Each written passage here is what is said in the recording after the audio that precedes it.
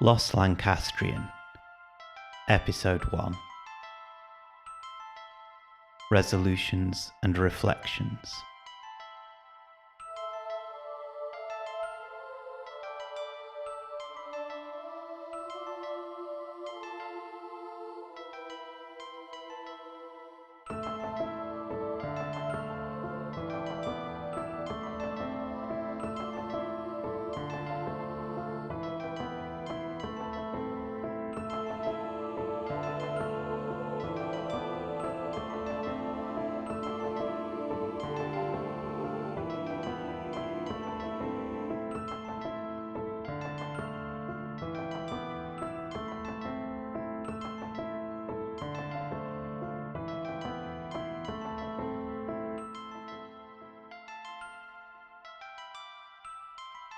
It was dark when I got up. It's always dark when I get up this time of year. True, I get up at a time others would consider insanity, but it's the way I like it. This day was the last day for celebrating the New Year. In Scotland, New Year is a 2-day affair, the celebration of Hogmanay, a vestigial organ of Scottish life. It largely owes its existence to one of Scotland's most influential historic figures, an all-round killjoy, John Knox.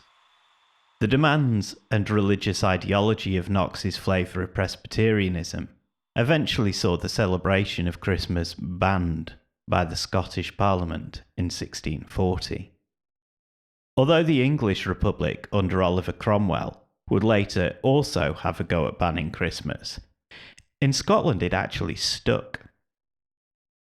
Christmas wouldn't be recognised as a public holiday again in Scotland until 1958. Part of the reason that the banning of Christmas lasted in Scotland was that the Scots turned to pre-existing traditions and elevated them, creating a replacement celebration around the New Year. Due to its lack of any religious justifications, Hogmanay, as it became widely known, was far more difficult for zealots to eradicate. The canny Scots had found a thrifty workaround, as they're famed for doing. I'm not a canny Scot. I'm an invader. I stared out of my living room window, coffee in hand, trying to figure out if the sky was overcast in the oil black of 5:30 a.m. Invader isn't quite right, I thought. More like refugee from Lancashire in the north of England, seeking liberty from Tories. Resolutions had been tentatively made. I would have to be leaving the flat soon to stick to them. So it is on January 2nd, 2024. I got on a bus a little after 7 a.m. I'd chosen to partake in a sunrise walk from Silverknowes to Cramond along the Esplanade. A New Year resolution to go out for regular walks, getting its first run. This area of the northwest of Edinburgh is largely defined by its proximity to the Firth of Forth, otherwise known as Forth Estuary, and in earlier eras, the Scottish Sea. I like to think of it as the Scottish Sea, partly because further east it barely resembles an estuary or river at all, but also because the term estuary or firth is just arbitrary, a liminal term defined by other definitions. The esplanade running along the banks is not the usual ruler's straight drone of asphalt like many others of its ilk, although it was still conceived to resemble spaces for horse-drawn carriages and ladies in wide crinoline dresses. Instead of straight rigidity, you're strolling the broad walkway as it winds with long, lascivious curves, only interrupted by the elegant frame of weather-hardened trees. It's as though the entire thing was a hint to what lay beneath those corsets and bustles of old. A hidden secret of spider silk strength and beauty that's impossible to wholly repress, no matter how hard some men may try. This part of the city does not feel like it's much part of the city. For all of the structure and control that influences this stretch of shoreline, there is a raw expression of nature present. Undulating banks of broad, golden sand, salt marsh and dune grasses, winding rivulets and shallow pools reach out to threaten the deep shipping channel. A promise to one day repossess the vain infrastructure impositions humans have tried to etch in rice paper perpetuity. These scars are not permanent, only long-lasting, and the true beauty of the mistreated mistress of the Forth nevertheless shines bright as the morning sun, as though she is just waiting for sanity to prevail and the scars to sink back into her mist-soft skin.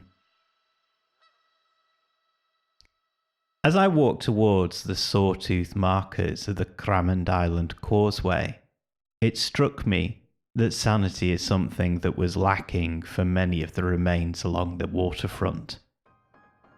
None is more visible and poignant than the causeway to Cramond Island. The island is one of the largest of the inner Firth, and had been used many times for fortifications. Yet, it was during the Second World War that the current remains would find their origins, including the causeway. The island has always been reachable at low tide due to the sandbanks fully draining, yet what was perhaps manageable by foot was not practical for early mid-century artillery, so a concrete causeway was constructed. This still floods at high tide though, and people using it to walk across to the island today are advised to check tide times first, in case they get stuck on the island for an extended period. An occurrence of some regularity, it appears. That doesn't help build confidence in the cognitive potential of people, I thought. Just up the hill, in the heart of little white-walled Cramond village, are the remains of an extensive Roman fort and settlement.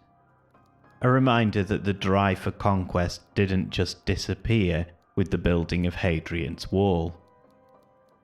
Yet, no matter the desire for influence, wealth and victory, the walls of the Roman fort have largely been eroded to vague lumps, swallowed into the rich, dark soil. This reflects how much I think about the Roman Empire. Something else that apparently makes me an anomaly. The robust wartime concrete also gets covered by the high tide, gradually whittling it away, crumbling the hardcore and rusting the rebar. At the end, all the grand ambitions have the same conclusion: to fade from sight and memory. It's as though this collection of open-air relics are Nestor, offering advice and counsel, ready to influence what they cannot partake in anymore. As I walked the broad path, pausing to make notes and photograph the goings-on around me, the world began to awaken. The high jittering call of oyster catchers joined the songbirds and jackdaws. The occasional runner now dodging early dog walkers, wrapped like woolen Christmas stockings. After all, the damp cold of Scottish winters bites to the bone, making you wish your marrow could shiver. Many of the dog walkers were older, some quite elderly. Is there something about getting older and getting up earlier? I wondered to myself. I considered the lament of Agamemnon in the Iliad, remarking on the fading virtues of Nestor, at a time when the once great warrior would have been useful to his cause.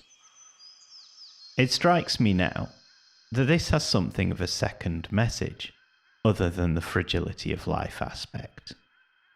A message of how we often value people in terms of what we can get from them. When Agamemnon says, "I wish your body had stayed strong as the heart in your breast, but old age lies heavy upon you. If only this frailty had happened to someone else, and you remained at the height of your youthful vigor." He isn't lamenting a loss that has affected Nestor, but rather what Agamemnon has lost that he couldn't have utilized to wage his war. This is a reflection of selfishness, the dehumanizing side of ambition, especially the ambition of those who will, themselves, end in the same fashion as everyone else, no matter what they do. The futility of fighting the inevitable, attempting to defeat entropy through a vague concept of glory, an attitude that is all too common, and yet, when turned towards the ball of rock that we inhabit, becomes even more absurd. We cannot live without our home.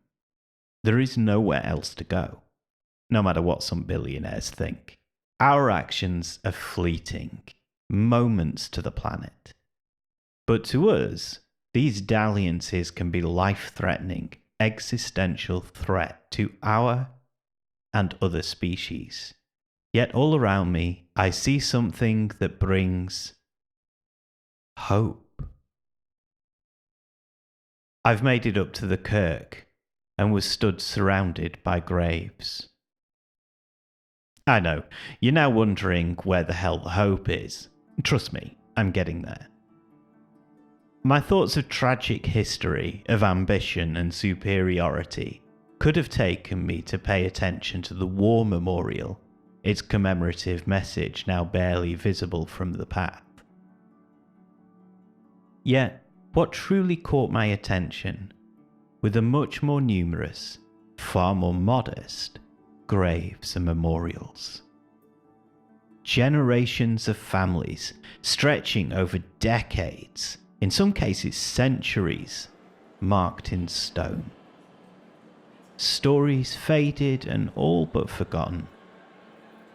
People who had lived lives that mattered, not because of any grand imposition they had foisted on others, but because they mattered to each other.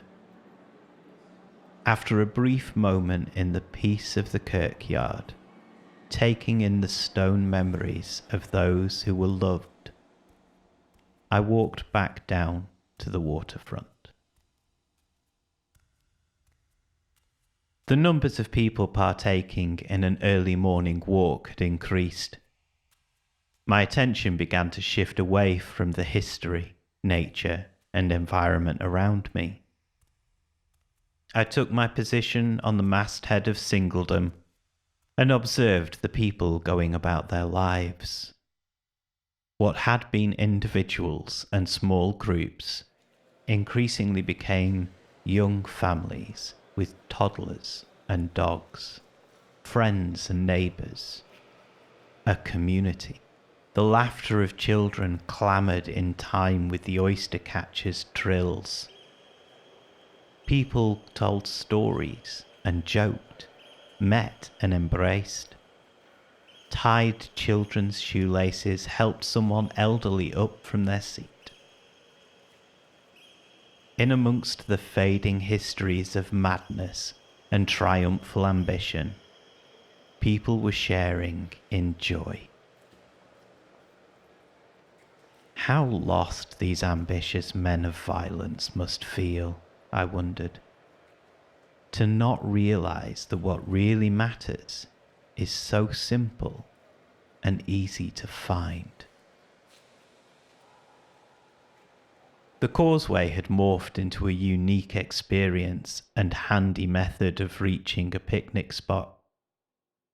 The Roman ruins were a schoolwork discussion between parent and child, amorphous academic interest, and imagined. The past is a foreign country. They do things differently there, as L.P. Hartley says in The Go-Between. A book as much about the interactions of desire and social expectation as it is how people are the architects of their own destruction. A book about human life. Human life that I found myself surrounded by. All around me, people were getting on with their lives. Then I noticed one person, like me, a little out of place. Steadily and deliberately shuffling across the drifting sands was a metal detectorist on the hunt for lost trinkets. They were out there, alone, bundled up in multitude of layers, thick wool beanie hat, and bulky headphones to hear the metal detector call. Then it struck me. We were more similar than it first appeared. We were both on the hunt for the discarded knickknacks of humanity. Theirs were the objects of those foreign past dwellers. Mine were the moments and interactions of present lives lived. Perhaps we had similar motivations too. Did the detectorist also seek a sense of understanding? Insight to the maelstrom of human life and experience? Perhaps. Or maybe they just liked finding shiny things. Then I had to consider, did I just like finding shiny things? Deciding I was perhaps getting a little too esoteric, so was probably hungry, I headed to the little Cramond Bistro. I had intended to go to the Cramond Inn for excellent hand-raised pies and chips, but my bank balance couldn't manage that. It was another 3 days before payday, and I was scraping the barrel after Christmas, winter fuel costs, and the master's degree I've increasingly begun to resent undertaking. Architect of my own destruction indeed. Thankfully, the Cramond Bistro is a delightful little spot, with some interesting food options. Personally, I chose a bagel with Cumberland sausage, cream cheese and maple syrup. You can take the boy out of Lancashire, but you can't take Lancashire out of the boy, I thought. Not that Cumberland sausage is from Lancashire. It's from Cumbria, of course. But it's always been pretty ubiquitous in Lancashire, and the two counties are tied to each other culturally and geographically. Plus, we used to have it when I visited my aunt and uncle in Ravenglass for Sunday lunch. I found myself a perch with a view over the Scottish Sea. It had to be standing perch due to the soaking conditions of all the benches. The rain had evidently been relentless overnight, and the grey, damp, or as the Scots say, dreek conditions weren't helping.